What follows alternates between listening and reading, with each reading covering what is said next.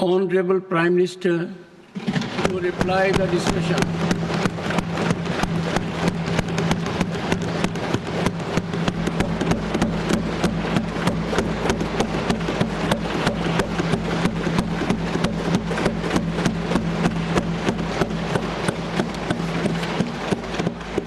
आदरणीय सभापति जी,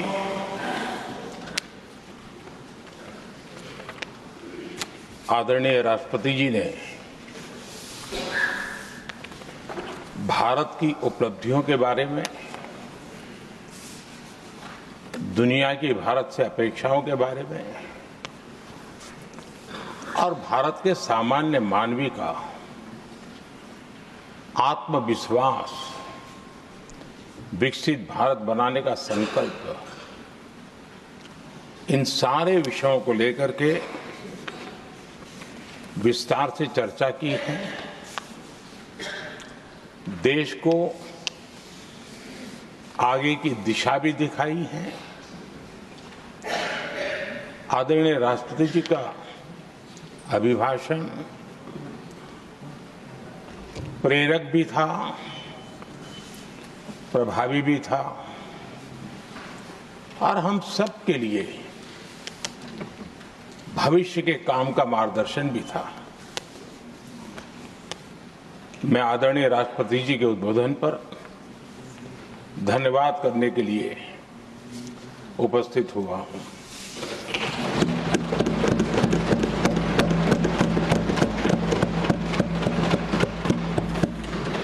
आदरणीय सभापति जी, करीब 70 से भी ज्यादा माननीय सांसदों ने अपने बहुमूल्य विचारों से इस आभार प्रस्ताव को समृद्ध करने का प्रयास किया है। यहां पक्ष प्रतिपक्ष दोनों तरफ से चर्चा हुई। हर किसी ने अपने अपने तरीके से राष्ट्रपति जी के अभिभाषण को जिसने जैसे समझा वैसे यहां समझाया और उन्होंने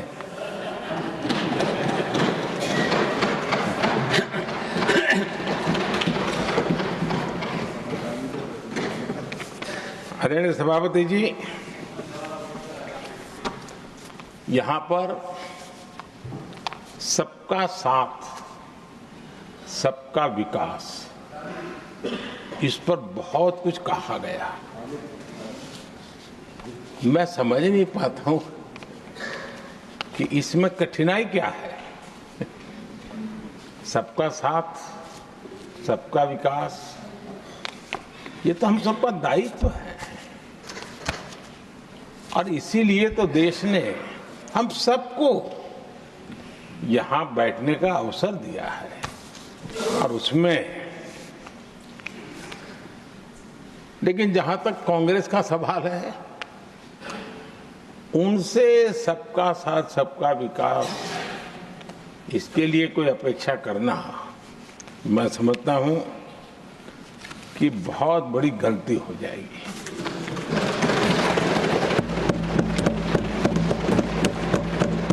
ये उनकी सोच के बाहर है, उनकी समझ के भी बाहर है और उनके रोड मैप में भी ये सूट नहीं करता है, क्योंकि वो इतना बड़ा दल एक परिवार को समर्पित हो गया है। उसके लिए सबका साथ, सबका विकास संभव ही नहीं है।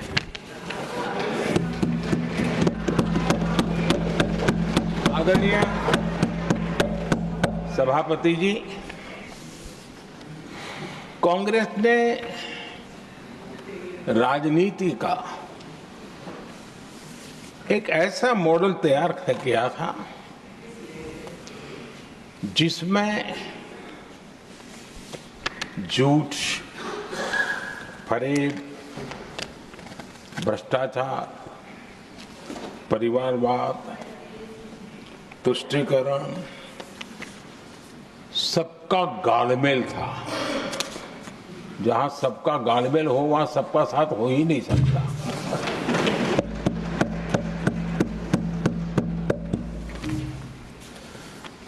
आदरणीय सभापति जी, कांग्रेस के मॉडल में सर्वोपरि है फैमिली फर्स्ट, और इसलिए उनकी नीति रीति, उनकी वाणी, उनका वर्तन उस एक चीज को संभालने में ही खपता रहा है। 2014 के बाद देश ने हमें सेवा करने का अवसर दिया और मैं उस देश की जनता का आभारी हूं कि हमें तीसरी बार लगातार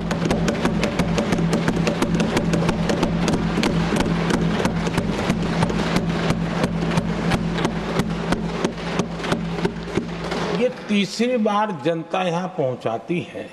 इतने बड़े देश में इतनी वाइब्रेंट डेमोक्रेसी हो, वाइब्रेंट मीडिया हो, हर प्रकार के बातें बताने की छूट हो, उसके बावजूद भी देश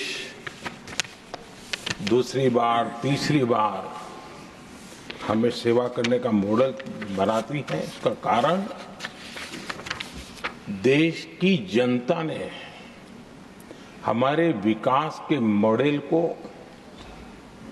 परखा है, समझा है और समर्थन दिया है।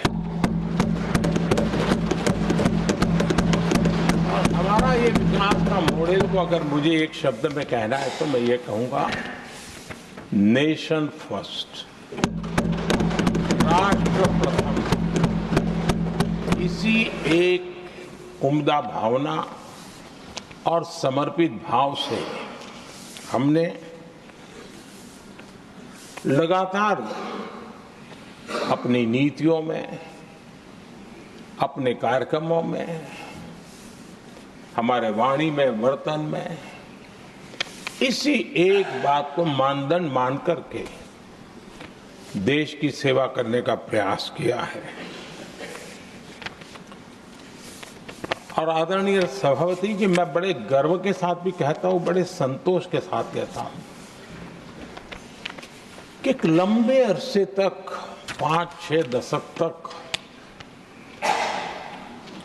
देश के सामने अल्टरनेट मॉडल क्या हो, तराजू पर तोलने का कोई अवसर ही नहीं मिला था। लंबे अरसे के बाद, 2014 के बाद देश को एक अल्टरनेट मॉडल क्या हो सकता है, अल्टरनेट काम कार्यशैली क्या हो सकती है, प्रायोरिटीज क्या हो सकती है, इसका एक नया मॉडल देखने को मिला है। और ये नया मॉडल तुष्टीकरण नहीं, संतुष्टीकरण पर भरोसा।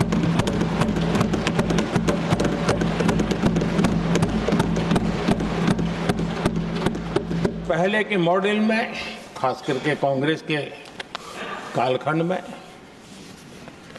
तुष्टीकरण, हर चीज में तुष्टीकरण, यही उनका एक प्रकार से औषधि बन गई थी उनकी राजनीति को करने की। और उन्होंने स्वार्थ नीति, राजनीति, देश नीति सबका एक घोटाला करके रखा हुआ था। तरीका ये होता था कि छोटे तबके को कुछ दे देना और बाकियों को तरसा कर रखना, और जब चुनाव आए तब कहना, देखो उनका मिला है, शायद आपको भी मिल जाएगा। और इस प्रकार से झुनझुना बांटते रहना, लोगों के आंखों पर पट्टी बांध करके अपनी राजनीतिक सियासत को चलाए रखना, ताकि चुनाव के समय वोट की खेती हो सके। यही कार्य चलता रहा। आदरणीय सभापति जी, हमारी कोशिश रही है कि भारत के पास जो भी संसाधन है उन संसाधनों का ऑप्टिमम यूटिलाइजेशन किया जाए। भारत के पास जो समय है उस समय का भी बर्बादी से बचा करके पल पल का उपयोग देश की प्रगति के लिए, जन सामान्य के कल्याण के लिए, उसी पर वो खर्च हो। और इसलिए हमने एक अप्रोच अपनाया, सैचुरेशन का अप्रोच।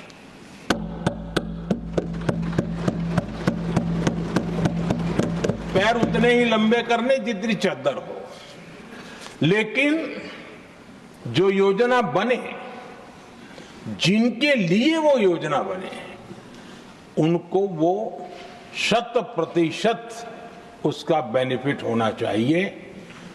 किसी को दिया, किसी को नहीं दिया, किसी को लटका करके रखा और उसको हमेशा प्रताड़ित करते रखना और उसको निराशा की गर्त में धकेल देना, उन सिचुएशन से हमने बाहर आकर के सैचुरेशन अप्रोच की ओर हमारे काम को आगे बढ़ाया है।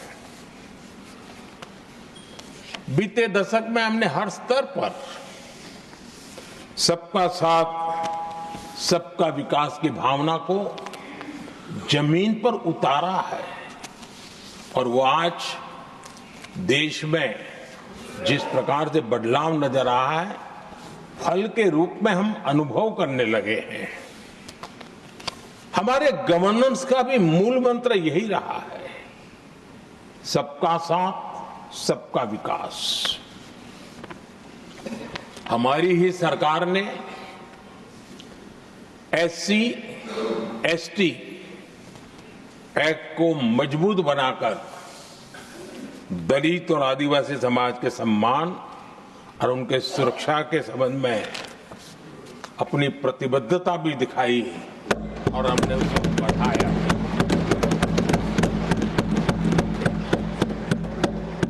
आदरणीय सभापति जी, आज जातिवाद का जहर फैलाने के लिए भरपूर प्रयास हो रहा है, लेकिन 3 दशक तक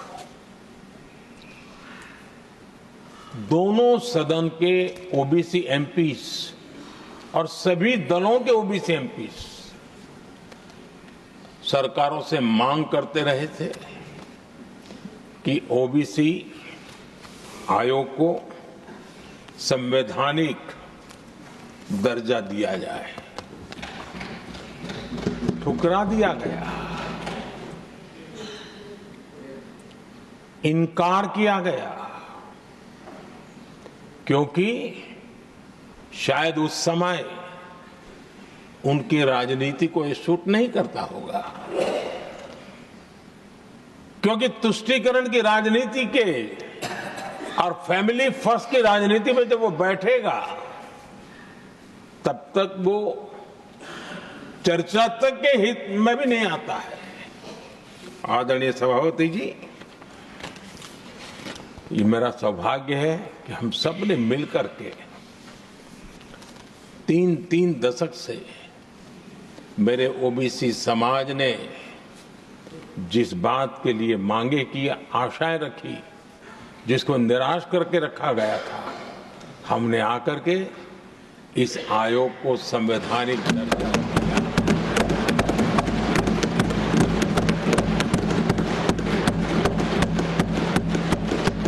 और हमने सिर्फ उनकी मांग पूरी की इतना नहीं, हमारे लिए उनका मान सम्मान भी उतना ही महत्वपूर्ण है, क्योंकि देश के 140 करोड़ देशवासियों को हम जनता जनार्दन के रूप में पूजने वाले लोग हैं।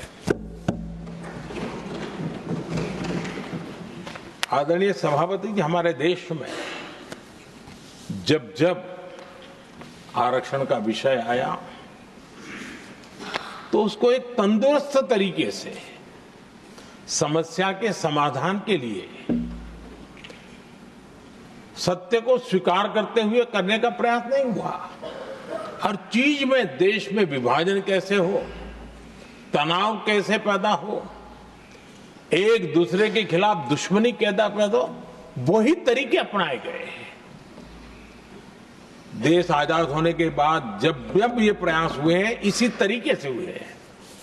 पहली बार हमारी सरकार ने एक ऐसा मॉडल दिया और सबका साथ सबका विकास के मंत्र की प्रेरणा से दिया कि हमने सामान्य वर्ग के गरीब को 10% आरक्षण दिया, बिना तनाव के, बिना किसी का छीन करके।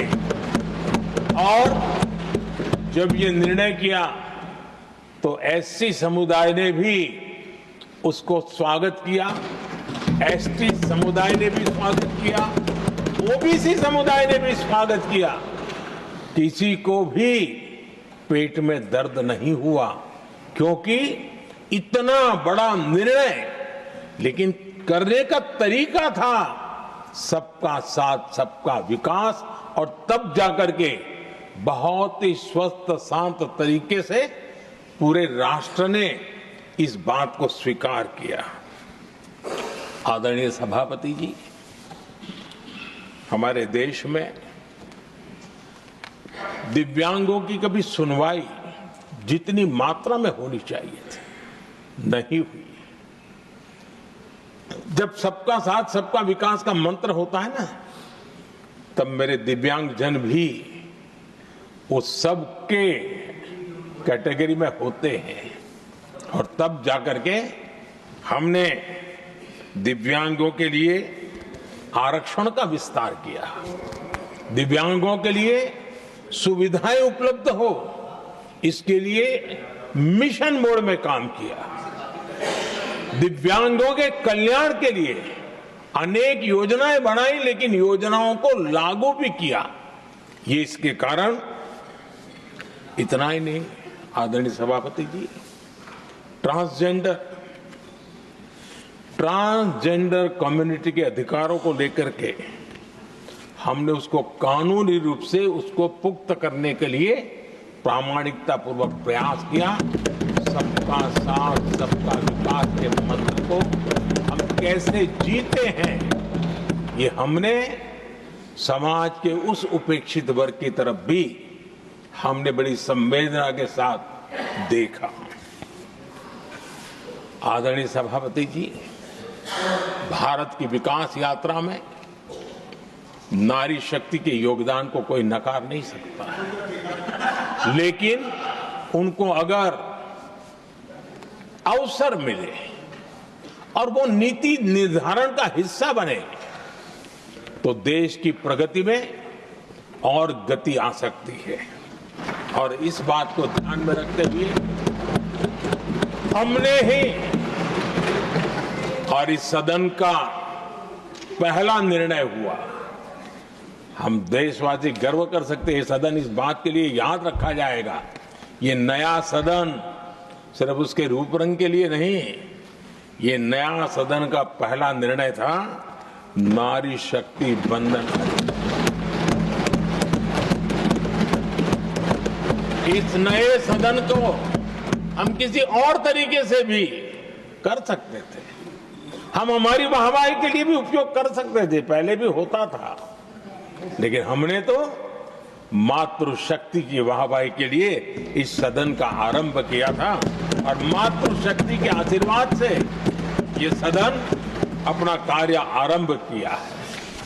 आदरणीय सभापति जी, हम जानते हैं, इतिहास की तरफ अब थोड़ी नजर करें।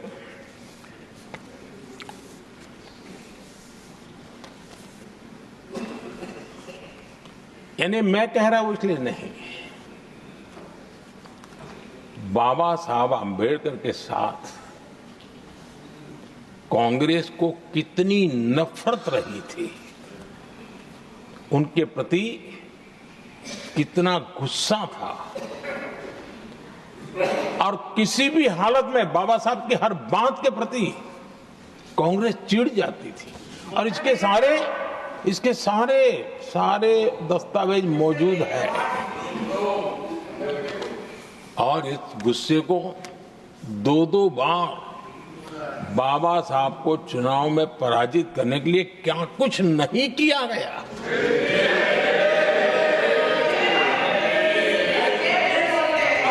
कभी भी बाबा साहब को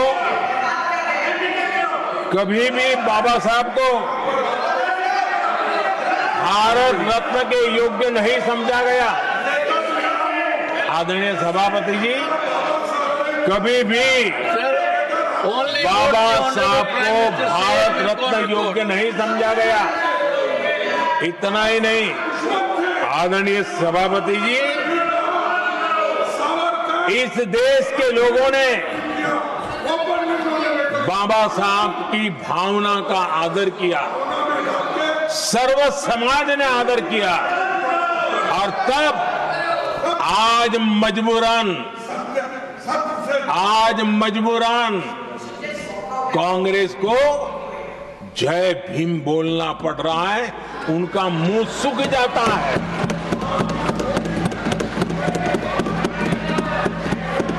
और आदरणीय सभापति जी, ये कांग्रेस भी रंग बदलने में बड़ी माहिर लग रही है। इतनी तेजी से अपना नकाब बदल देते हैं, ये इसमें साफ साफ नजर आ रहा है। आदरणीय सभापति जी, आप कांग्रेस का अध्ययन करेंगे तो कांग्रेस की राजनीति, जैसे हमारा मूल मंत्र रहा सबका साथ सबका विकास, वैसा उनका हमेशा रहा कि दूसरे की लकीर छोटी करना।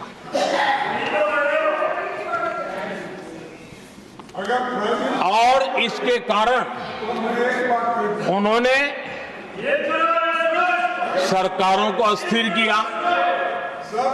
किसी भी राजनीतिक दल की सरकार कहीं बनी तो उसको अस्थिर कर दिया, क्योंकि लकीर छोटी करो दूसरे की, इसी काम में वो लगे रहे। और ये जो उन्होंने रास्ता चुना है ना, औरों की लकीर छोटी करने का, लोकसभा के बाद भी जो उनके साथ थे वो भी भाग रहे हैं, क्योंकि उनको पता चला गया ये तो हमें भी मार डालेंगे। और यही उनकी नीतियों का परिणाम है कि आज ये हाल हो गए हैं कांग्रेस के। देश की सबसे पुरानी पार्टी, आजादी के आंदोलन से जुड़ी पार्टी, इतनी दुर्दशा। ये औरों की लकीर छोटी करने में अपनी शक्ति खपा रहे हैं ना। अगर वो खुद की लकीर लंबी करते तो उनकी ये दशा नहीं होती। और मैं बिना मांगे एडवाइस दे रहा हूं, आप अपनी लकीर लंबी करने में मेहनत कीजिए, सोचिए, तो कभी न कभी देश आपको भी ये 10 मीटर दूर यहां आने का अवसर देगी।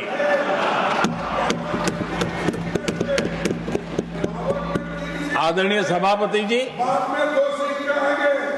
बाबा साहब ने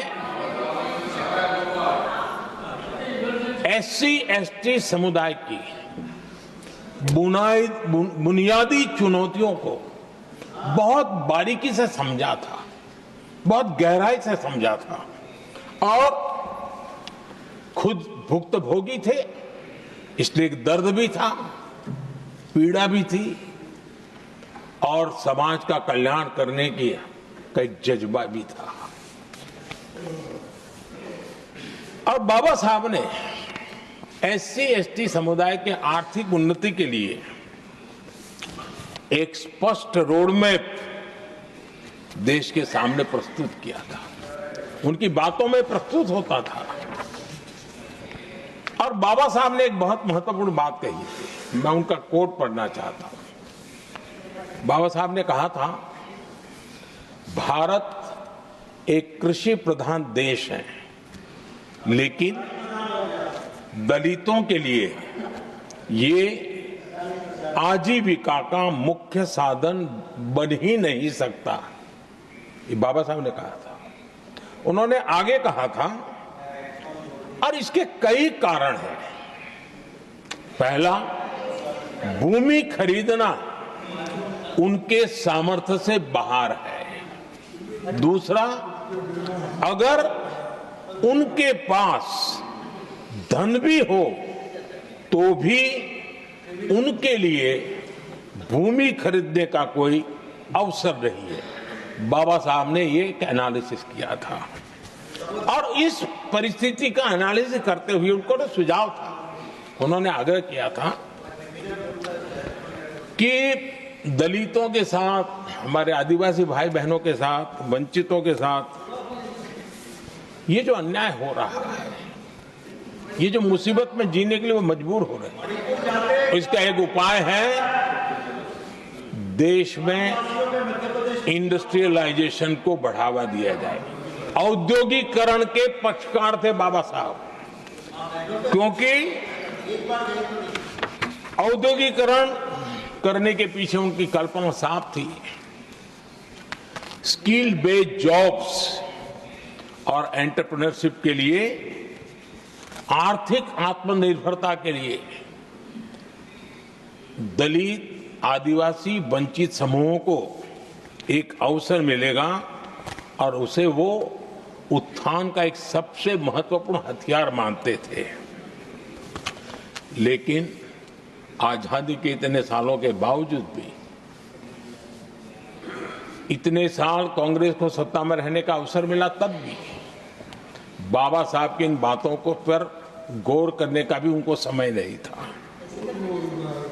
उन्होंने बाबा साहब की इस विचारों को पूरी तरह खारिज कर दिया। एससी एसटी समुदाय की आर्थिक लाचारी बाबा साहब समाप्त करना चाहते थे। उसे कांग्रेस ने ऐसा उल्टा काम किया कि उसको गहरा संकट बना दिया। आदरणीय सभापति जी, 2014 में हमारी सरकार ने इस सोच को बदला और हमने प्राथमिकता देते हुए स्किल डेवलपमेंट, फाइनेंशियल इंक्लूजन और इंडस्ट्रियल ग्रोथ पर हमने जोर दिया। हमने पीएम विश्वकर्मा योजना बना करके समाज का वो तबका जिसके बिना समाज की रचना ही संभव नहीं है, और हर गांव में छोटे छोटे रूप में बिखरे हुए समाज, जो पारंपरिक कार्य करने वाले हमारे विश्वकर्मा भाई बहन, लोहार हो, कुम्हार हो, समाज के सोनार हो, ऐसे सारे जो वर्ग के लोग हैं, पहली बार देश में उनके लिए कोई चिंता हुई और उनको ट्रेनिंग देना, टेक्नोलॉजिकल अपग्रेडेशन के लिए नए औजार देना, डिजाइनिंग में उनको मदद करना, आर्थिक सहायता करना, उनके लिए बाजार उपलब्ध कराना, ये सारा दिशाओं में एक विशेष काम हमने अभियान चलाया हुआ है। और समाज का ये वर्ग है जिसकी तरफ किसी ने ध्यान नहीं दिया, और समाज नियंत्रण में जिसका महत्वपूर्ण रोल है, उस विश्वकर्मा समाज की हमने चिंता। आदरणीय सभापति जी, हमने मुद्रा योजना शुरू करके जिन लोगों को पहली बार उद्यम के क्षेत्र में आना था, उनको निमंत्रित किया, उनको प्रोत्साहित किया। बिना गारंटी को लोन देने का एक बहुत बड़ा अभियान हमने चलाया, ताकि समाज में ये बहुत बड़ा समुदाय है जो आत्मनिर्भरता के अपने सपने को पूरा कर सके, और उसमें बहुत बड़ी सफलता मिली। हमने एक योजना और भी बनाई, स्टैंड अप इंडिया, जिसका मकसद था एससी एसटी समुदाय के हमारे भाई बहन और कोई भी समाज की महिला, उसको बैंक से 1 करोड़ रुपए का बिना गारंटी को लोन, ताकि वो अपना कारोबार, और हमने इस बार बजट में इसको डबल कर दिया है और मैंने देखा है कि लाखों ऐसे नौजवान इस वंचित समुदाय से या लाखों बहनें आज मुद्रा योजना के द्वारा अपना कारोबार करना शुरू किया है और खुद को तो रोजगार पाया ही, लेकिन उन्होंने किसी एक दो और लोगों को भी रोजगार दिया है। आदरणीय सभापति जी, हर कारीगर का सशक्तिकरण, हर समुदाय का सशक्तिकरण और जो बाबा साहब का सपना था उसको पूरा करने का काम मुद्रा योजना के माध्यम से हमने किया है।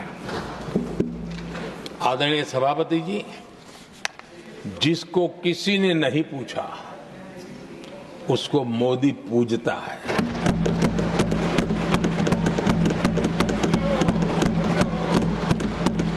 गरीब, वंचित, उसकी का कल्याण ये हमारी प्राथमिकता है।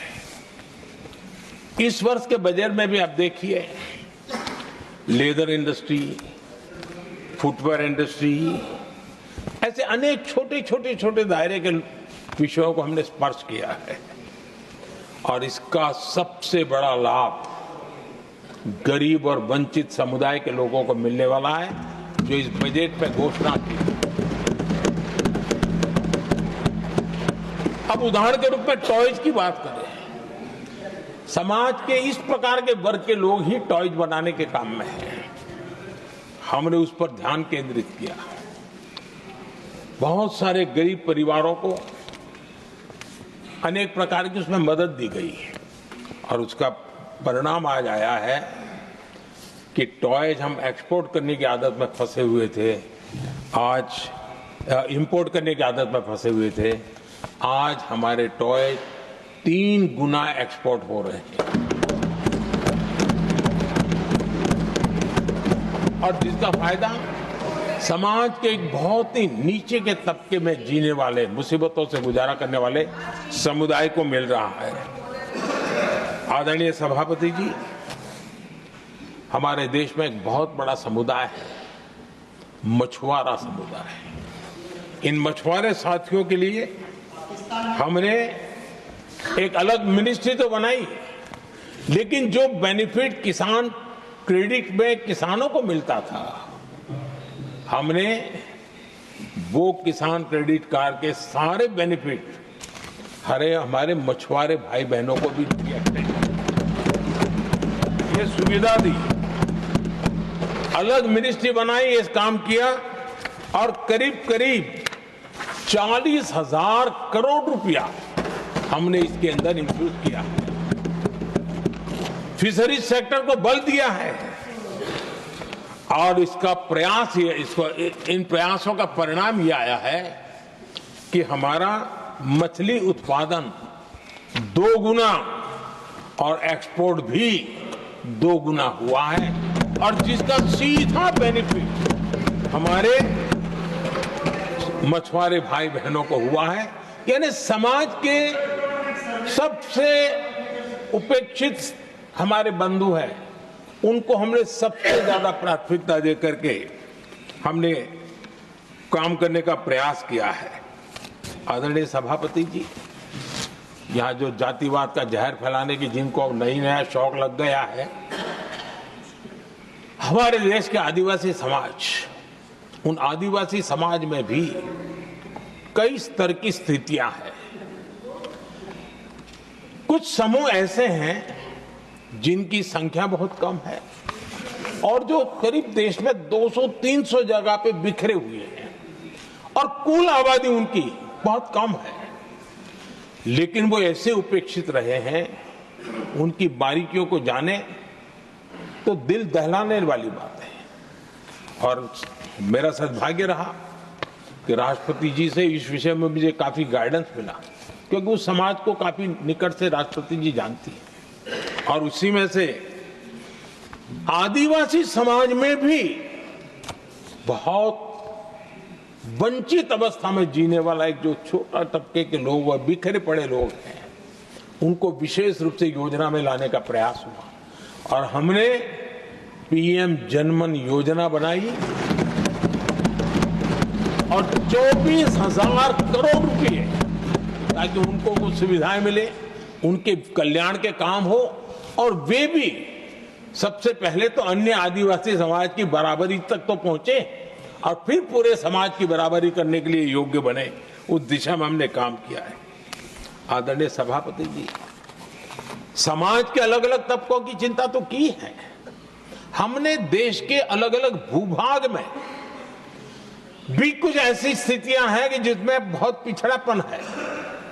जैसे हमारे सीमावर्ती गांव, उनको बैकवर्ड विलेज करके छोड़ दिया गया था, आखिरी गांव करके छोड़ दिया गया था। हमने सबसे पहले मनोवैज्ञानिक परिवर्तन लाया।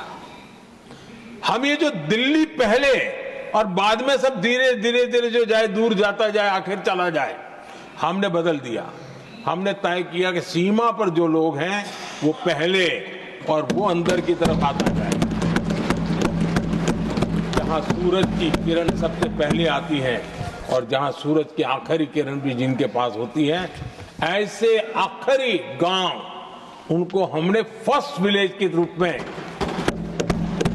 विशेष दर्जा देते हुए, विशेष योजना बनाते हुए हमने उनके विकास के कामों को, इतना ही नहीं, उसको प्राथमिकता इतनी दी कि मैंने पिछले टर्म में मंत्री परिषद के साथियों को ऐसे दूर दराज के गांवों में 24 घंटे रुकने के लिए भेजा था और -15 डिग्री वाले कुछ विलेजेस थे, वहां भी हमारे मंत्री वहां जाकर के रुके थे, उनको समझने का, उनकी समस्याओं के समाधान के लिए प्रयास किया था। और हमने 15 अगस्त 26 जनवरी में जो मेहमान बुलाते हैं, उसमें भी ये जो सीमा पर बसे हुए हमारे पहले विलेज है, आज उनके प्रधानों को हम 26 जनवरी 15 अगस्त में बुलाते हैं।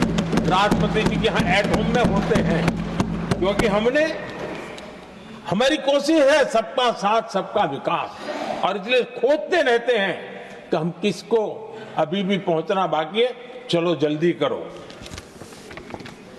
आदरणीय सभापति जी, वाइब्रेंट विलेज की योजना देश की सुरक्षा के लिए भी बहुत उपयोगी हो रही है, बहुत महत्वपूर्ण हो रही है और हम उसको भी बल दे रहे हैं। आदरणीय सभापति जी,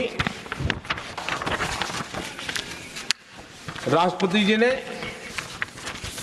गणतंत्र के 75 वर्ष के मौके पर संविधान निर्माताओं से प्रेरणा लेने का भी आग्रह अपने अभिभाषण में किया है। मैं आज बड़े संतोष के साथ कह सकता हूं कि हमारे संविधान निर्माताओं की जो भावना थी, उसी का आदर करते हुए, उसी से प्रेरणा लेते हुए हम आज आगे बढ़ रहे हैं। कुछ लोगों को लगता होगा ये यूसीसी क्या लाए हैं, लेकिन जो संविधान सभा की डिबेट पढ़ेंगे उनको पता चलेगा कि हम उस भावना का यहां लाने का प्रयास कर रहे हैं। कुछ लोगों की राजनीति आड़े आती होगी, लेकिन हम संविधान निर्माताओं की भावना को जीते हैं ना, तब जाकर के ये साहस करते हैं और कमिटमेंट के साथ पूरा करने का प्रयास करते हैं। आदरणीय सभापति जी, संविधान निर्माताओं का आदर करना चाहिए था।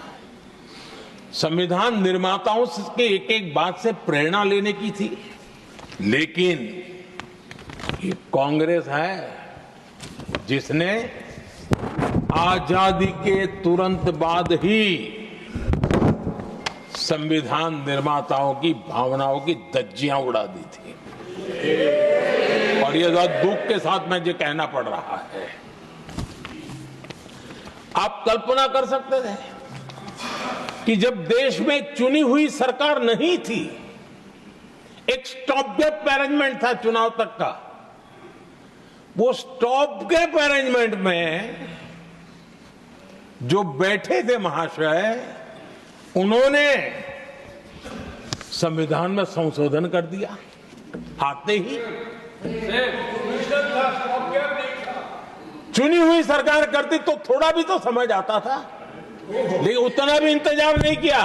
और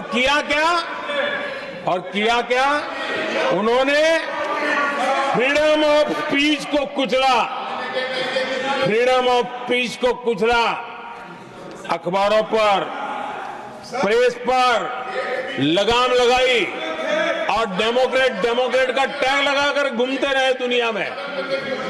देश के डेमोक्रेसी का महत्वपूर्ण स्तंभ, उसको कुचलने का काम हुआ और ये संविधान की भावना का पूरी तरह अनादर था। आदरणीय सभापति जी, देश की पहली सरकार थी, नेहरू जी प्रधानमंत्री थे और मुंबई में जब नेहरू जी प्रधानमंत्री थे तब मुंबई में मजदूरों की एक हड़ताल हुई। उसमें मशहूर गीतकार मजरूह सुल्तानपुरी जी ने एक गीत गाया था, कॉमनवेल्थ का दास है, ये कविता उन्होंने गाई थी। कविता गाने मात्र के गुणे में नेहरू जी ने देश के एक महान कवि को जेल में ठूस दिया।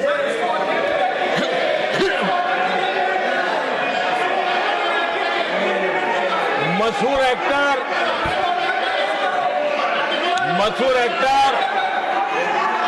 बलराज साहनी जी सिर्फ एक जुलूस में शामिल हुए थे, आंदोलन करने वालों के जुलूस में शामिल हुए थे, इसलिए बलराज साहनी जी को जेल में बंद कर दिया गया।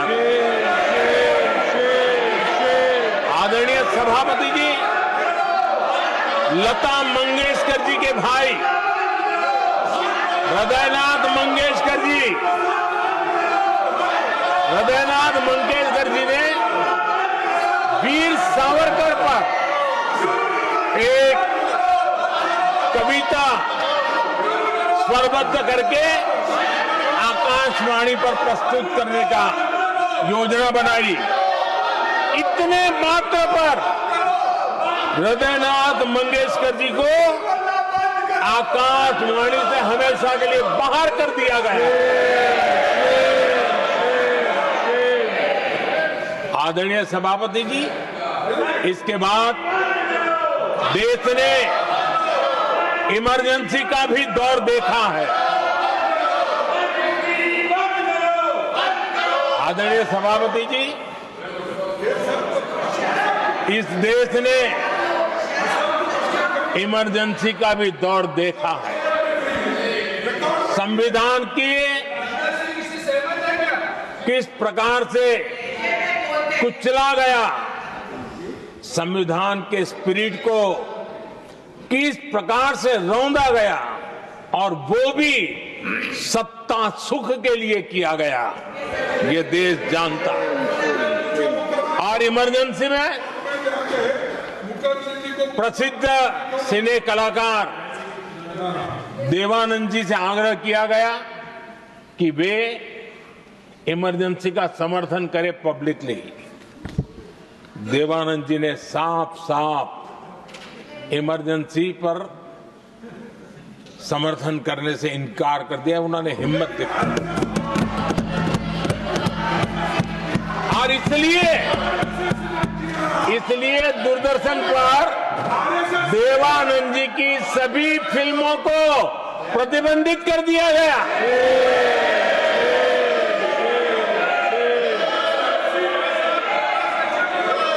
आदरणीय सभापति जी, ये संविधान की बातें करने वाले लोग, उन्होंने सालों से संविधान को अपने जेब में रखा है, उसी का एक परिणाम है। संविधान का सम्मान नहीं किया है। आदरणीय सभापति जी किशोर कुमार जी, उन्होंने कांग्रेस के लिए गाना गाने से मना किया। इस एक गुनाह के लिए आकाशवाणी पर किशोर कुमार के सभी गानों को प्रतिबंधित कर दिया गया।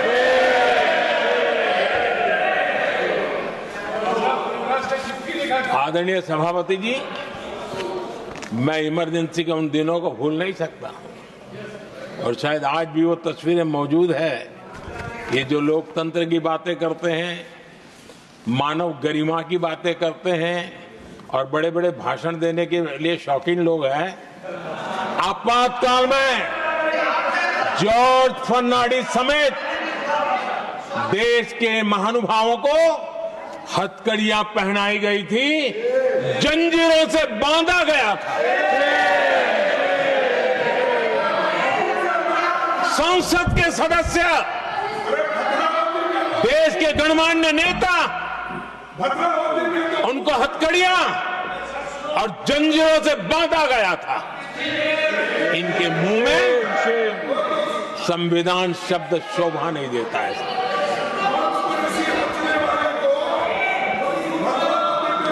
आदरणीय सभापति जी, सत्ता सुख के लिए, शाही परिवार के अहंकार के लिए इस देश के लाखों परिवारों को तबाह कर दिया गया, देश को जेल खाना बना दिया गया।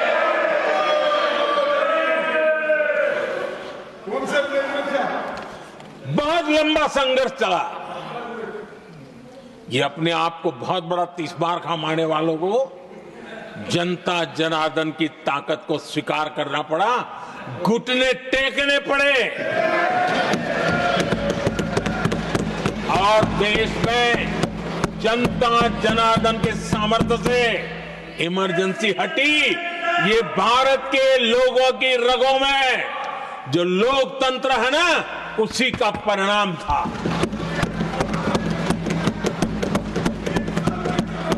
हमारे माननीय खड़गे जी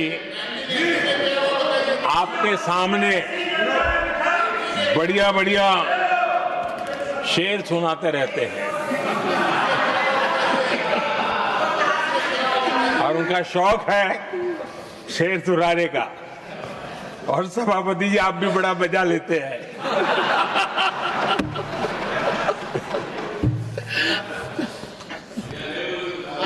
एक शेर मैंने भी कहीं पढ़ा था,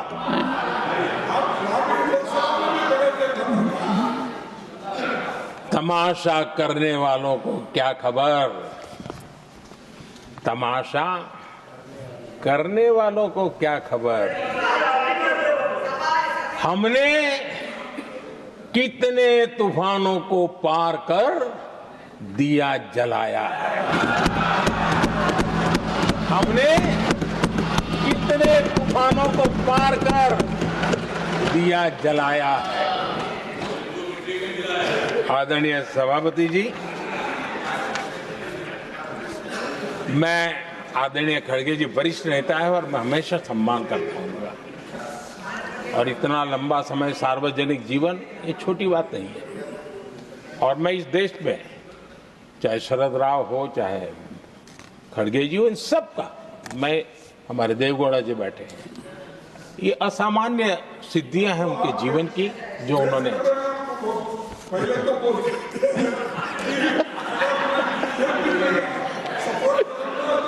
ऐसा है खड़गे जी, आपको आपके घर में तो ये बातें सुनने को नहीं मिलेगी, नहीं बता दूंगा।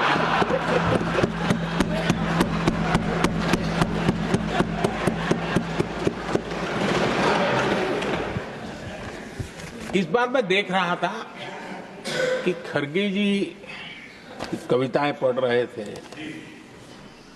लेकिन जो बातें बता रहे थे, और आपने बड़ा सही पकड़ा था कि जरा बताओ तो सही भी ये कविता है कब की है? उनको पता था, सभापति जी उनको पता था ये कविता कब की है। भीतर कांग्रेस की दुर्दशा का इतना दर्द पड़ा था, लेकिन वहां हालत यह है कि बोल नहीं सकते, तो उन्होंने सोचा ये अच्छा मंच है, यही बोल दें। और इसलिए उन्होंने नीरज की कविता के माध्यम से उनके घर के हालात यहां प्रस्तुत किए।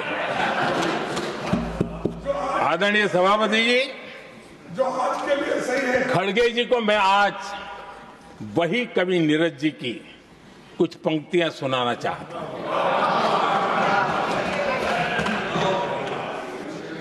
कांग्रेस सरकार का जो दौर था उस समय नीरज जी ने ये कविताएं लिखी थी और उसमें उन्होंने कहा था, है बहुत अंधियारा, है बहुत अंधियारा, अब सूरज निकलना चाहिए,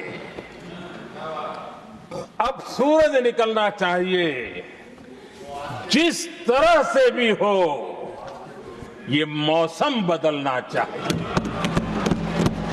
जिस तरह से भी हो ये मौसम बदलना चाहिए। नीरज जी ने कांग्रेस के उस कालखंड में ये कविता कही। 1970 में जब कांग्रेस, अरे चारों तरफ कांग्रेस ही कांग्रेस का राज चलता था, उस समय नीरज जी का एक और कविता संग्रह प्रकाशित हुआ था, फिर दीप जलेगा। हरिवंश जी तो अभ्यासु हैं तो उनको भली भांति पता है। उस समय उनका यह संग्रह प्रसिद्ध हुआ था, फिर दीप जलेगा। उसमें उन्होंने कहा था, और ये बड़ा महत्वपूर्ण है, नीरज जी ने उस समय कहा था, मेरे देश उदास न हो। नीरज जी ने अपनी कविता में कहा था, मेरे देश उदास न हो, फिर दीप जलेगा, तिमिर ढलेगा। और हमारा सद्भाग्य देखिए, हमारे प्रेरणा पुरुष अटल बिहारी वाजपेयी जी ने भी 40 साल पहले कहा था, सूरज निकलेगा, अंधेरा छटेगा, कमल खिलेगा।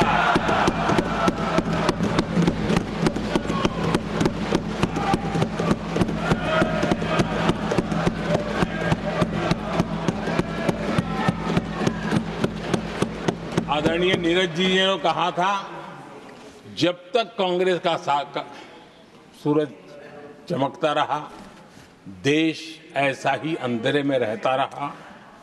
कई दशक तक ऐसे ही हाल बने रहे। आदरणीय सभापति जी, गरीबों को शक्ति देने के लिए, गरीबों के सशक्तिकरण के लिए जितना काम हमारे कार्यकाल में हुआ है, हमारी सरकार के द्वारा हुआ है, इतना पहले कभी नहीं हुआ। गरीबों का सशक्तिकरण और गरीब ही गरीबी को परास्त करे, उस दिशा में हमने योजनाओं को आकार दिया।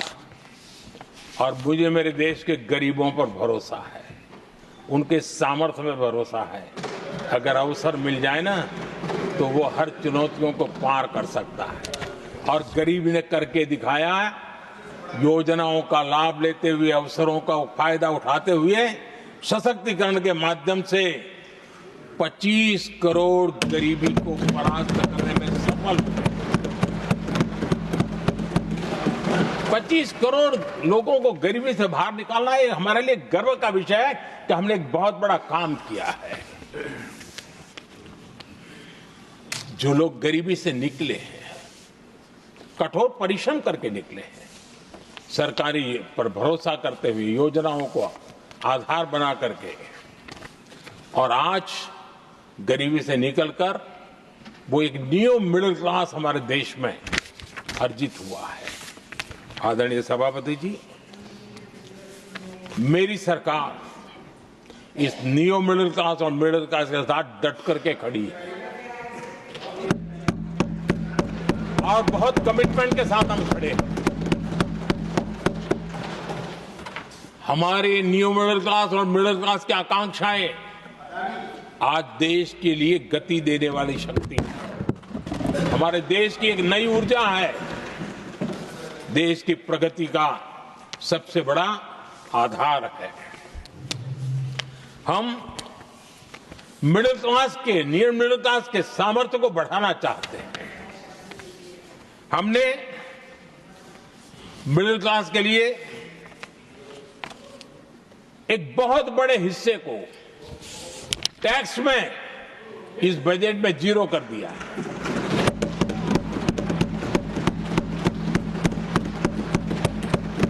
2013 में 2 लाख तक की आय टैक्स में मुक्ति थी, इनकम टैक्स में 2 लाख तक मुक्ति थी। आज हमने 12 लाख तक टैक्स में मुक्ति कर दी। हम 70 साल से ऊपर के किसी भी वर्ग के क्यों न हो, किसी भी समाज से क्यों न हो, उनको आयुष्मान योजना का लाभ देकर के, और उसका सबसे बड़ा लाभ मिडिल क्लास के बुजुर्गों को मिल रहा है।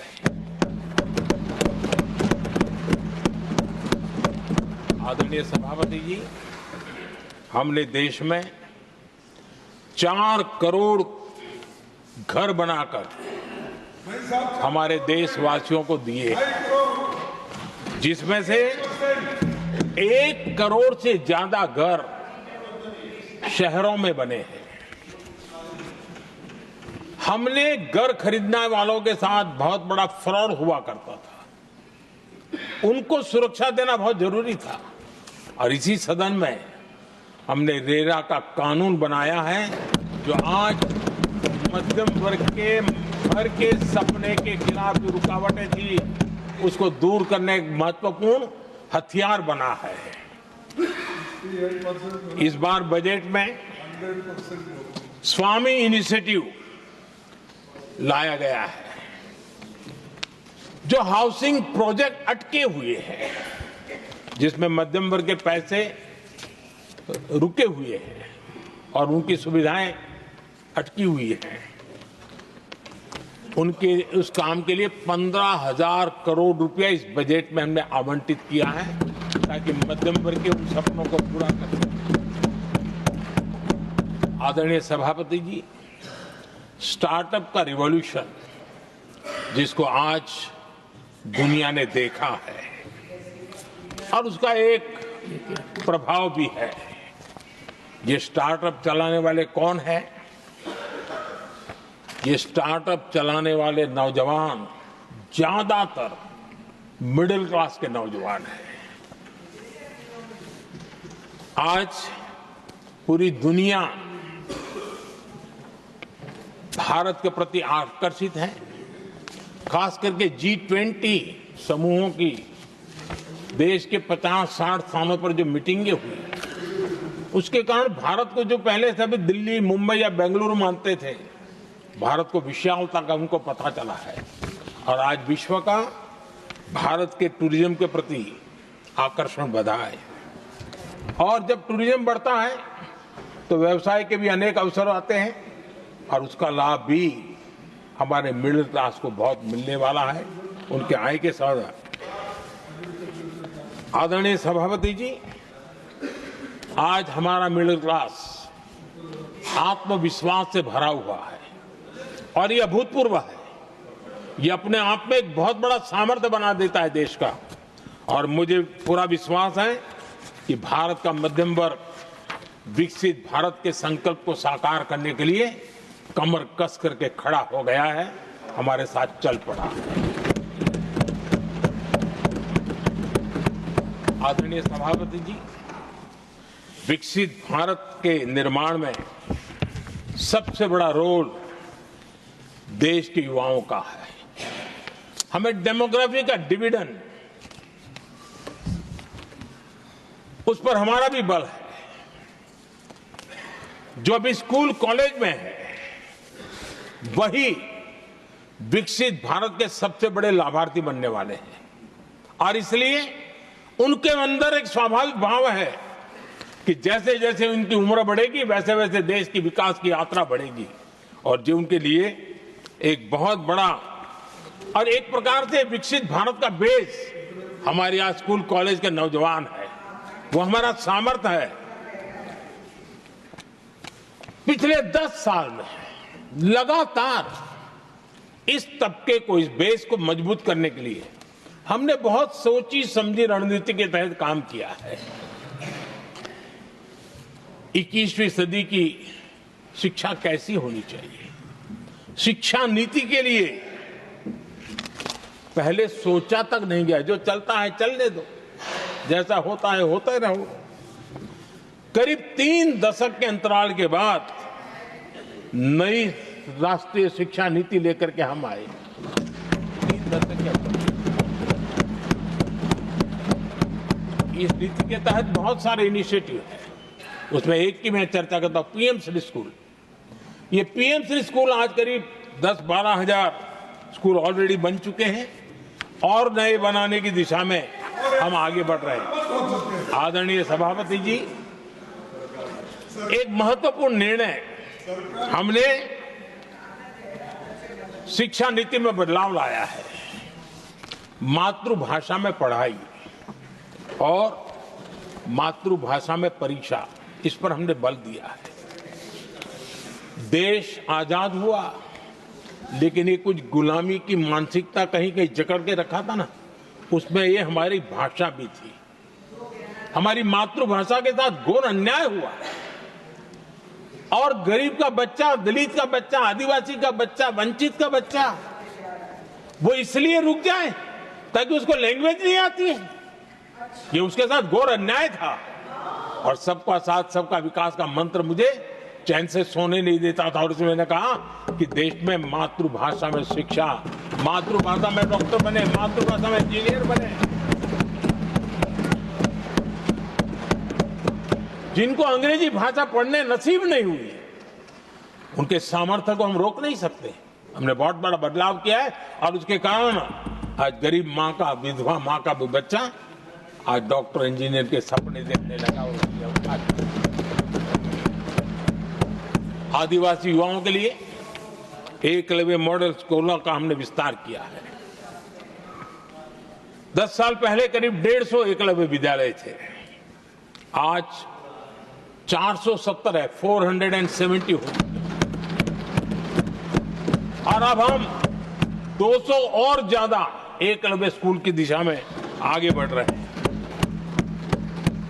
आदरणीय सभापति जी, हमने सैनिक स्कूलों में भी बहुत बड़ा रिफॉर्म किया और सैनिक स्कूलों में हमने बेटियों को भी प्रवेश की व्यवस्था की। आप स्वयं सैनिक स्कूल के विद्यार्थी रहे। पहले बेटियों के लिए उसके दरवाजे बंद थे और आप भी जानते हैं कि सैनिक स्कूलों का महात्मा क्या होता है, उसका सामर्थ्य क्या होता है, जिसने आप जैसे व्यक्तियों को जन्म दिया है।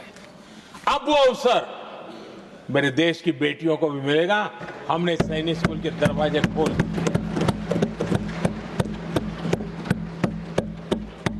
और अभी हमारी सैकड़ों बेटियां देशभक्ति के इस माहौल में अपनी पढ़ाई कर रही हैं और देश के लिए जीने का जज्बा सहज रूप से उनके भीतर पनप रहा है। आदरणीय सभापति जी, युवाओं के ग्रूमिंग में एनसीसी की बहुत बड़ी भूमिका है। हम में से जो भी एनसीसी के संपर्क में रहा है उसे मालूम है कि उस उम्र में और उस कालखंड में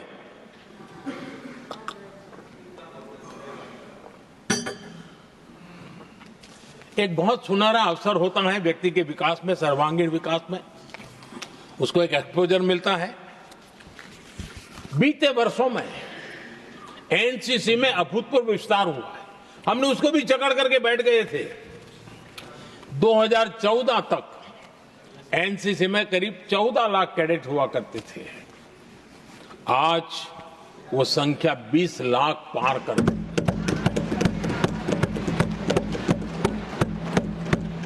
आदरणीय सभापति जी, देश के युवाओं में जो उमंग है, उत्साह है, नया कुछ कर गुजरने की इच्छा है, रूटीन काम से भी हटकर के कुछ करने का उनका इरादा है, ये साफ नजर आता है।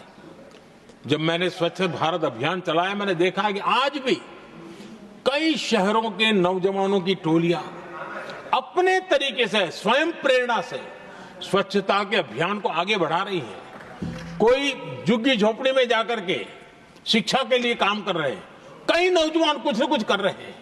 इन सारी बातों को देख करके हमें लगा कि देश के युवाओं को एक अवसर मिलना चाहिए, संगठित रूप से प्रयास होना चाहिए, और इसके लिए हमने माय भारत एक आंदोलन शुरू किया है। मेरा युवा भारत, माय भारत। आज करीब 1.5 करोड़ से ज्यादा युवाओं ने उसमें अपनी रजिस्ट्री करवाई है, और देश के वर्तमान विषयों पर चर्चा करना, मंथन करना, समाज को जागरूक करना, सक्रियता से ये नौजवान अपनी प्रेरणा से कर रहे हैं।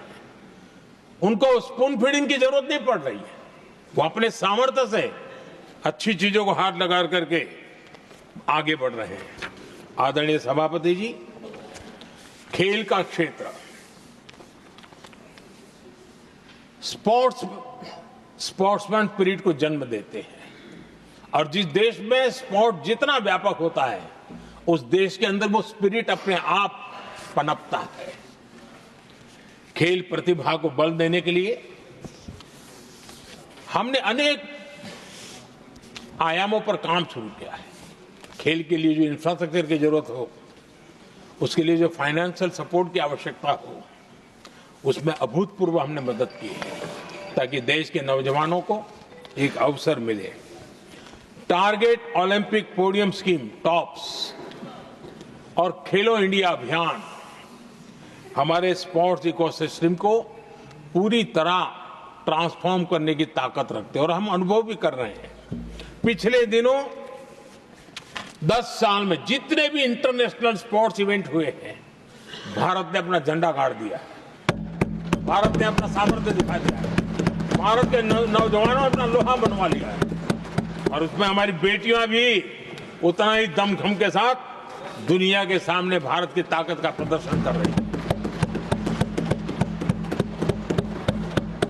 आदरणीय सभापति जी, किसी भी देश को विकासशील से विकसित की जो यात्रा होती है, उसमें जन कल्याण के कामों का अपना महत्व है, लोक कल्याण के कामों का अपना महत्व है, लेकिन इंफ्रास्ट्रक्चर एक बहुत बड़ा कारण होता है, बहुत बड़ी ताकत होता है, और विकासशील से विकसित की यात्रा इंफ्रास्ट्रक्चर से गुजरती है, और हमने इंफ्रास्ट्रक्चर का महत्व को समझा है, और हमने इस पर बल दिया है।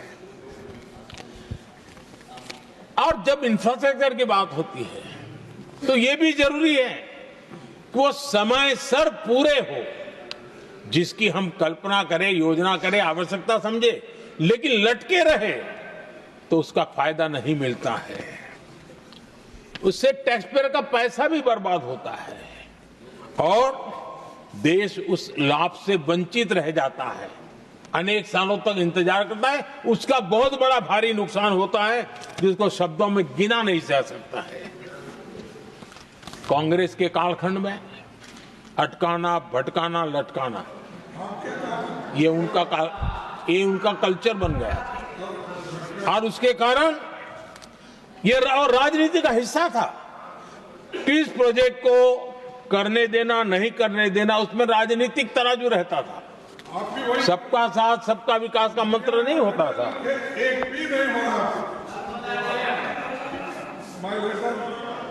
इस कांग्रेस कल्चर से मुक्ति पाने के लिए हमने एक प्रगति नाम की व्यवस्था बनाई, और नियमित रूप से मैं स्वयं इस प्रगति प्लेटफॉर्म के माध्यम से इंफ्रास्ट्रक्चर का प्रोजेक्ट्स का डिटेल मॉनिटरिंग करता हूं।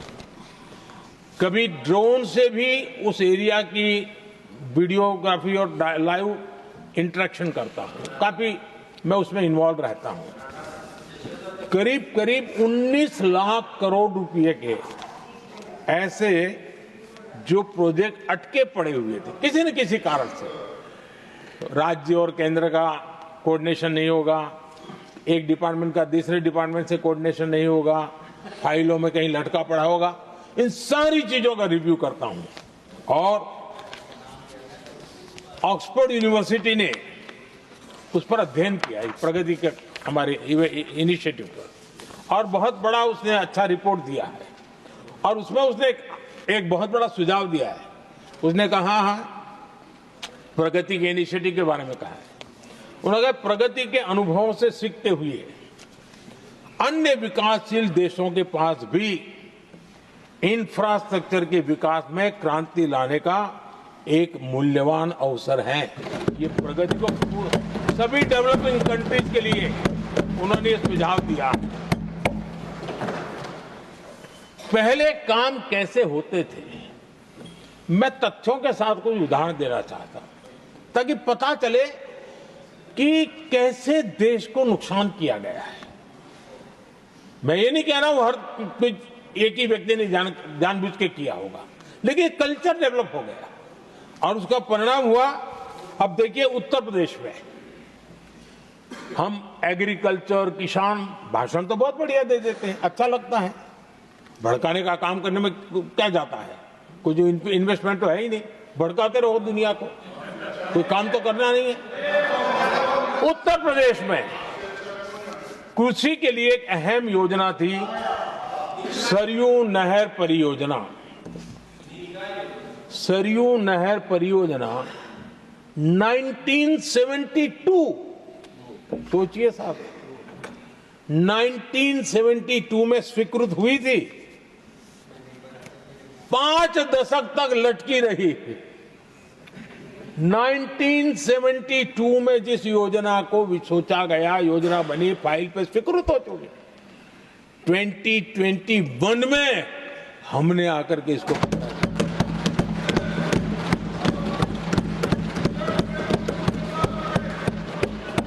आदरणीय सभापति जी,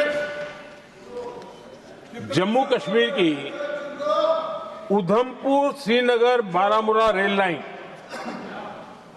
Udhampur Srinagar Baramulla rail line in 1994 में स्वीकृत हुई थी। 1994 में ये रेल लाइन भी बरसों तक लटकी रही। 3 दशक बाद आखिरकार हमने 2025 में इसे पूरा किया।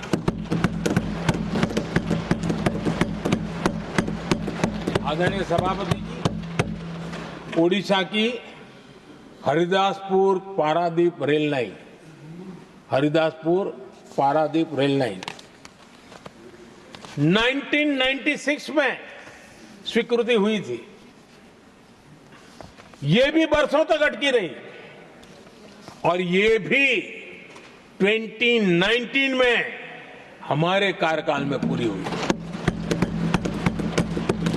आदरणीय सभापति जी, असम का बोगीबिल ब्रिज 1998 में स्वीकृत हुआ था, ये भी हमारी सरकार ने 2018 में पूरा किया।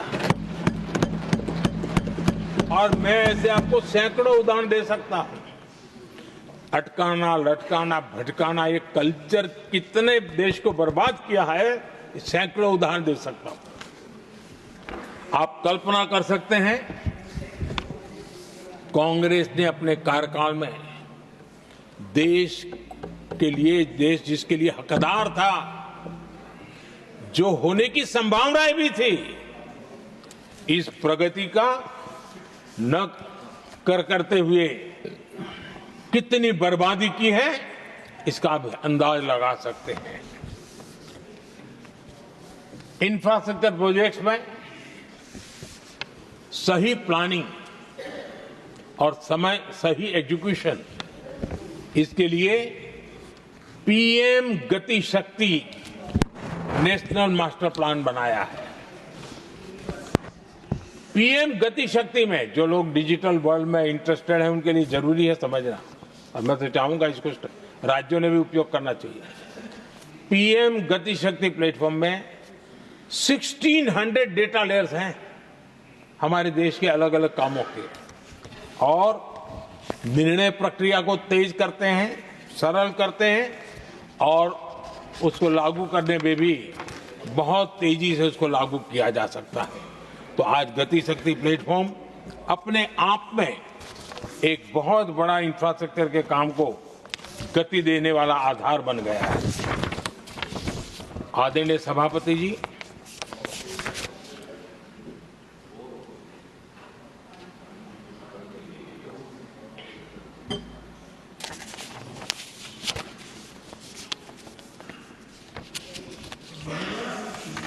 आज के नौजवानों को ये जानना बहुत जरूरी है कि उनके माँ बाप को मुसीबतों से जिंदगी क्यों गुजारनी पड़ी, देश की ऐसी हालत क्यों हुई, उनको जानना बहुत जरूरी है।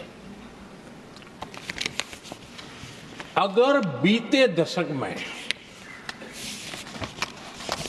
डिजिटल इंडिया के लिए हम प्रोएक्टिव न होते, हम कदम न उठाते, तो आज जैसी सुविधाएं लेने में हमें कई साल इंतजार करना पड़ता।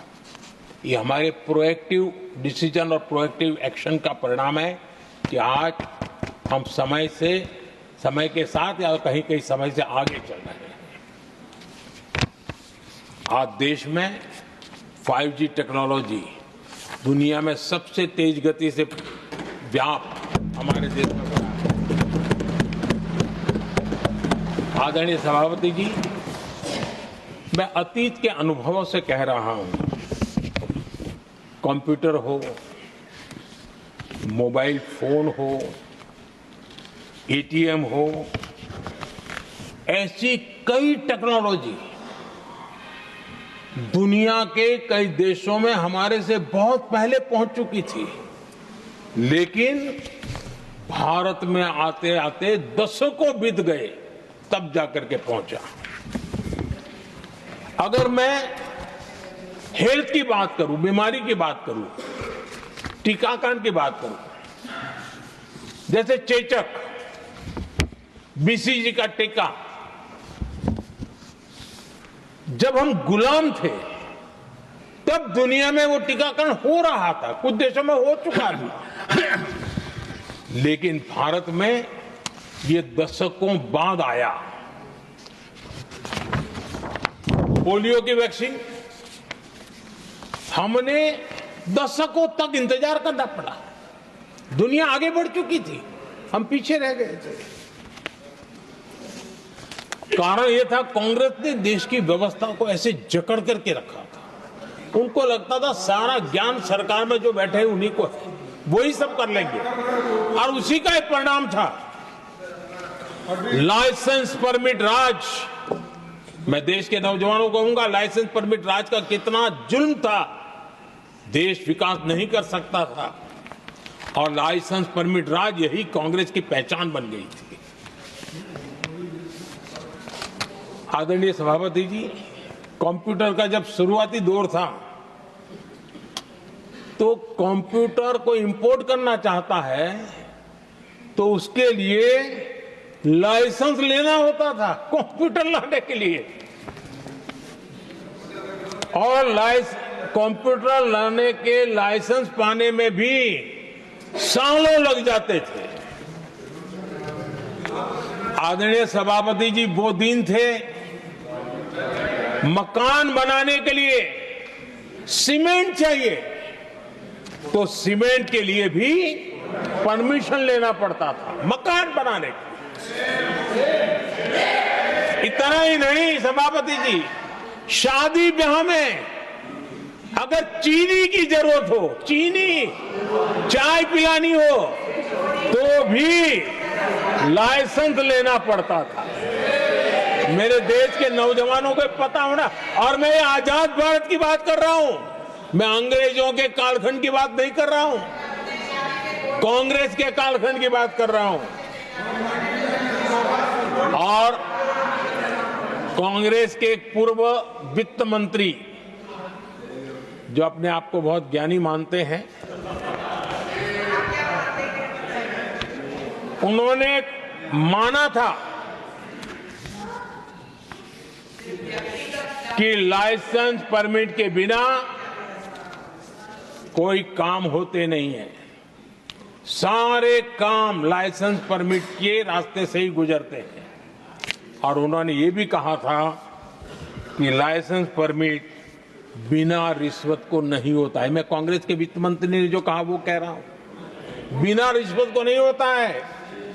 अब कोई बहुत आसानी से समझ सकता है, उस जमाने में रिश्वत मतलब हाथ की सफाई कौन करता था भाई? ये कौन पंजा था?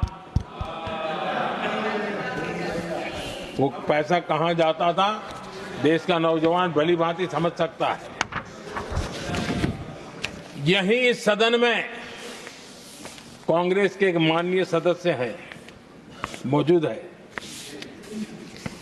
जिनके पिताजी के पास खुद के पैसे थे, किसी से लेना नहीं था, और कार खरीदना चाहते थे। यहां मौजूद एक एमपी है कांग्रेस के, उनके पिताजी खुद के पैसे से कार खरीदना चाहते थे। 15 साल तक उनको कार के लिए इंतजार करना पड़ा था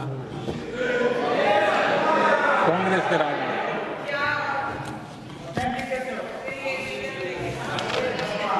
आदरणीय सभापति जी,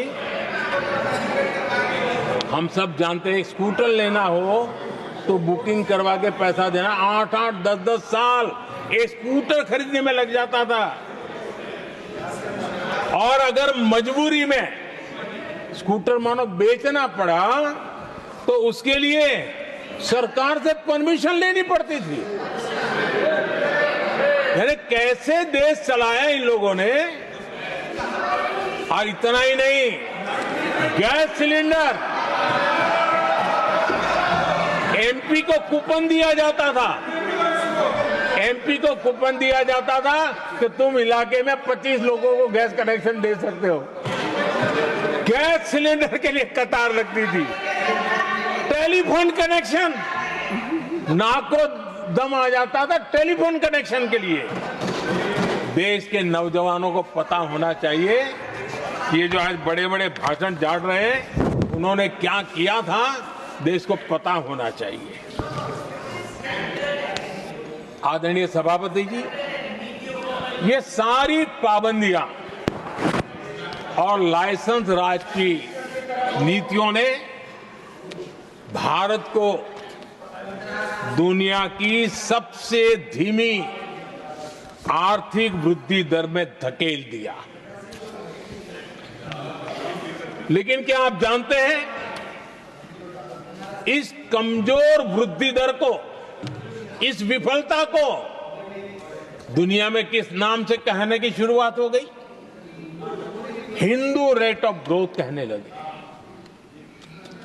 एक समाज का पूरा अपमान, विफलता सरकार में बैठे हुए लोगों की, काम न करने के सामर्थ्य बैठे हुए लोगों का, समझ शक्ति का अभाव बैठे हुए लोगों का,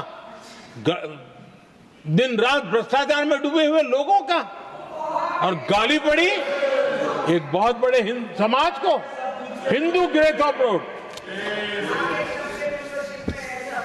आदरणीय सभापति जी, शाही परिवार के आर्थिक कुप्रबंधन और गलत नीतियों के कारण पूरे समाज को दोषी ठहराया गया और दुनिया भर में बदनाम किया गया। जबकि हम इतिहास देखें तो भारत के लोगों का तरीका और नीतियां, भारत के स्वभाव में लाइसेंस राज नहीं था, परमिट नहीं थी। भारत के लोग सदियों से, हजारों साल से खुले में विश्वास करते थे, और हम उन समुदाय में सबसे पहले थे जो दुनिया भर में मुक्त व्यापार, फ्री ट्रेड, उसमें मेहनत करते थे, काम करते थे। सदियों पहले भारतीय व्यापारी दूर दराज के देशों तक व्यापार करने के लिए जाते थे, कोई बंधन नहीं थे, कोई रुकावटें नहीं थे। ये हमारी प्रकृति की संस्कृति थी, हमने उसको तबाह करके रख दिया।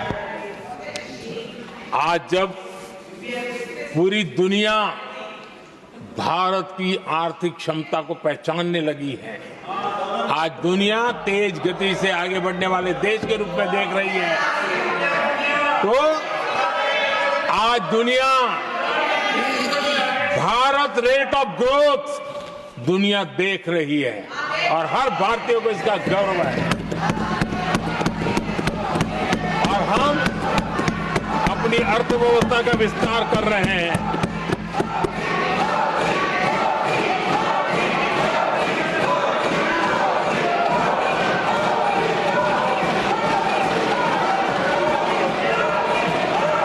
आदरणीय सभापति जी, आदरणीय सभापति जी,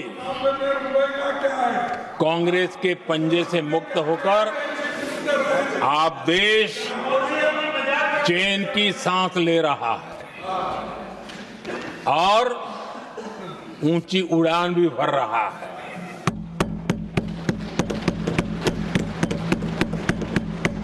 कांग्रेस के लाइसेंस राज और उसकी कुनीतियों से बाहर निकलकर हम मेक इन इंडिया को बढ़ावा दे रहे हैं। भारत में मैन्युफैक्चरिंग बढ़ाने के लिए हमने पीएलआई स्कीम शुरू की, एफडीआई से जुड़े रिफॉर्म्स किए। आज भारत दुनिया का दूसरा सबसे बड़ा मोबाइल प्रोडक्शन वाला देश बना है।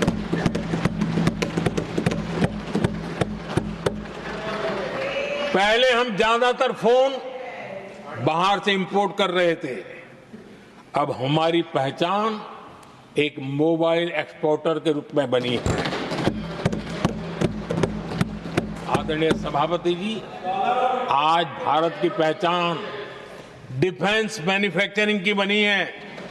10 साल में हमारा डिफेंस प्रोडक्ट्स 10 गुना एक्सपोर्ट बढ़ा है। 10 साल में 10 गुना बढ़ा है।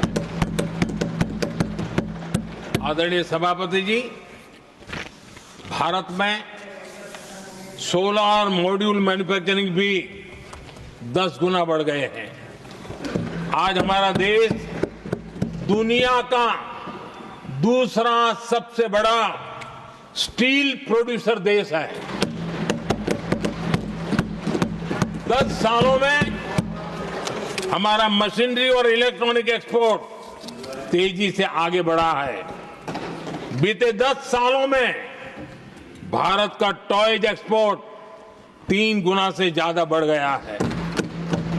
इन्हीं 10 सालों में एग्रो केमिकल एक्सपोर्ट भी बढ़ा है। कोरोना के कालखंड में हमने 150 से ज्यादा देशों को वैक्सीन और दवाइयां सप्लाई की। मेड इन इंडिया, हमारे आयुष और हर्बल प्रोडक्ट का एक्सपोर्ट भी बहुत तेज गति से बढ़ा है और बढ़ रहा है। आदरणीय सभापति जी,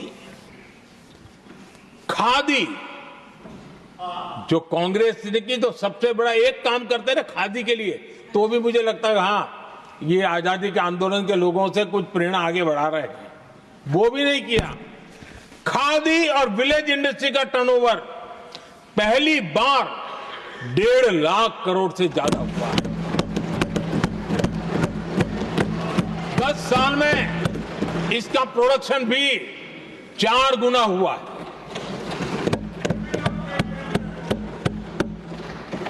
इस सारी मैन्युफैक्चरिंग का बहुत बड़ा लाभ हमारे एमएसएमई सेक्टर को मिला है। इससे देश में बड़ी संख्या में रोजगार के अवसर तैयार हुए हैं। आदरणीय सभापति जी, हम सभी जनता के प्रतिनिधि हैं। हम जनता जनार्दन के सेवक हैं। जनप्रतिनिधि के लिए देश और समाज का मिशन ही सब कुछ होता है और सेवा व्रत लेकर के ही जनप्रतिनिधियों के लिए काम करना उनका दायित्व होता है। आदरणीय सभापति जी, देश की हम सभी से अपेक्षा है कि हम विकसित भारत को आत्मसात करने के लिए कोई कमी हमारी तरफ से नहीं रहनी चाहिए। हम सबका सामूहिक दायित्व होना चाहिए। ये देश का संकल्प है, ये किसी सरकार का संकल्प नहीं है, किसी व्यक्ति का संकल्प नहीं है, 140 करोड़ देशवासियों का संकल्प है। और सभापति जी मेरे शब्द लिख करके रखिए, जो लोग विकसित भारत के संकल्प से अपना को अछूता रखेंगे, देश उनको अछूता कर देगी। हर किसी को जुड़ना पड़ेगा, अब बच करके नहीं रह सकते, क्योंकि भारत का मिडिल क्लास, भारत का नौजवान पूरी ताकत के साथ देश को आगे बढ़ाने में जुट चुका है। और इसलिए आदरणीय सभापति जी, जब प्रगति की राह पर देश चल पड़ा है, विकास की नई ऊंचाइयों को देश अर्जित कर रहा है, तब हम सबकी भूमिका बड़ी महत्वपूर्ण है। सरकारों में विरोध होना लोकतंत्र का स्वभाव है, नीतियों का विरोध होना लोकतंत्र का जिम्मेवारी भी है, लेकिन घोर विरोधवाद, घोर निराशावाद और अपनी लकीर लंबी नहीं करनी, दूसरी लकीर को छोटा करने की कोशिश है विकसित भारत में रुकावट बन सकती है। हमें उसे मुक्त होना होगा और हमें आत्ममंथन भी करना होगा, निरंतर मंथन करना होगा। मुझे भरोसा है कि सदन में जो चर्चा हुई है उसमें से जो उत्तम चीजें हैं उसको लेकर के हम आगे बढ़ेंगे और हमारा मंथन जारी रहेगा। हमें निरंतर ऊर्जा राष्ट्रपति जी के उद्बोधन से मिलती रहेगी। एक बार फिर राष्ट्रपति जी का मैं हृदय से आभार व्यक्त करता हूं और सभी माननीय सांसदों का भी आभार व्यक्त करता हूं। बहुत बहुत धन्यवाद। I shall now put